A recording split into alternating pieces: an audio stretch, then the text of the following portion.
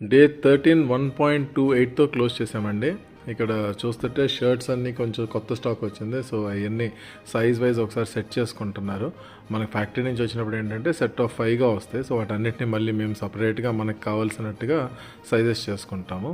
And ఎందుకు అంటే మన కొరియర్ ఆర్డర్ మనం డిస్పాచ్ చేస్తున్నప్పుడు ఆ సైజ్ వైజ్ అని మళ్ళీ సర్దుకోకపోతే చాలా కన్ఫ్యూజ్ అవుతారనమాట ప్యాకింగ్ చేసేటప్పుడు. అందుకని మోస్ట్లీ చేస్తాము. అండ్ కొంతమంది కస్టమర్స్ వచ్చారు, మన స్టోర్ విజిట్స్కి వచ్చారు. వాళ్ళు వచ్చి వాళ్ళకి కావాల్సింది పర్చేస్ చేసుకొని వెళ్ళారు. సో ఈ స్టాక్ అనేది సర్దటం ఈజ్ ఏ కంటిన్యూస్ ప్రాసెస్ అండి. ఇది ఆగని ప్రాసెస్. ఇక్కడ కస్టమర్స్ చూసుకుంటున్నారు, వాళ్ళకి కావాల్సిందే సెట్ చేస్తూనే ఉంటాం, పోతూనే ఉంటుంది. కొన్ని బల్క్ ఆర్డర్స్ వచ్చినాయి, అవి డిస్పాచ్ అవుతున్నాయి.